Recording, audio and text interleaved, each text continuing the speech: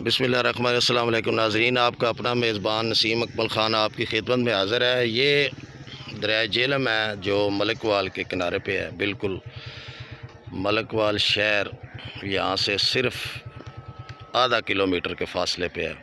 آپ پیدل بھی آ سکتے ہیں، دن میں 10 دفعہ بھی آ سکتے ہیں۔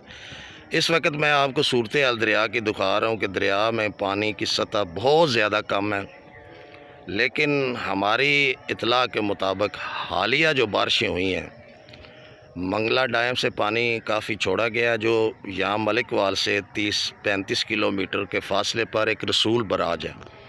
وہاں پر پانی کا جو اخراج ہوتا ہے، جو ہمارے آگے آتا ہے، تو وہاں پر جو پانی روک لیا جاتا ہے، بند کر دیا، گیٹ لگے ہوئے ہیں۔ تو وہ جیسے پانی وہ چھوڑیں گے، پھر یہ جو چیزیں آپ کو نظر آ رہی ہیں بیچ میں، یہ گم ہو جاتی ہیں۔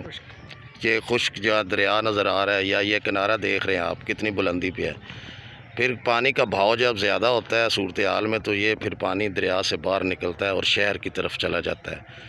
کیونکہ ہمارے شہر میں جیسے بھی یہ موسم آتا ہے یا بارشیں زیادہ ہوتی ہیں تو پانی داخل ہو جاتا ہے۔ اس کی وجہ یہ ہے کہ یہاں پر آج تک کسی سیاستدان نے یہ نہیں سوچا کہ ملک وال شہر کی سیفٹی کے لیے ایک بند بنوا دیا جائے۔ کسی نے بھی نہیں اس طرف آج کل توجہ دی آج تک۔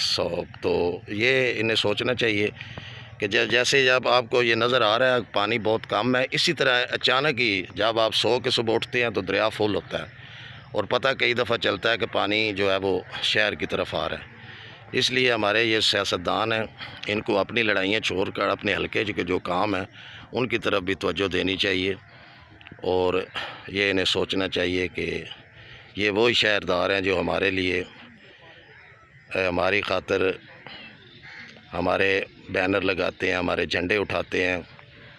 اس شہر کے لوگ ہمارے لیے مفت میں لڑائیاں لے لیتے ہیں، تو یہ اس شہر میں یہ لوگ بستے ہیں جو ہمارے لیے جنگ لڑتے ہیں۔ تو ان سیاستدانوں کو بھی چاہیے کہ ان شہریوں کے لیے جو آپ کے لیے جنگ لڑتے ہیں ان کے لیے بھی جنگ لڑیں، اور یہاں پر ایک بند بنوایا جائے۔ اس کے ساتھ ہی میں اجازت چاہتا ہوں، ہمیشہ خوش رہیں، دوسروں کو بھی خوش رکھے اور ہمیں بھی دعا میں یاد رکھے۔ اللہ حافظ۔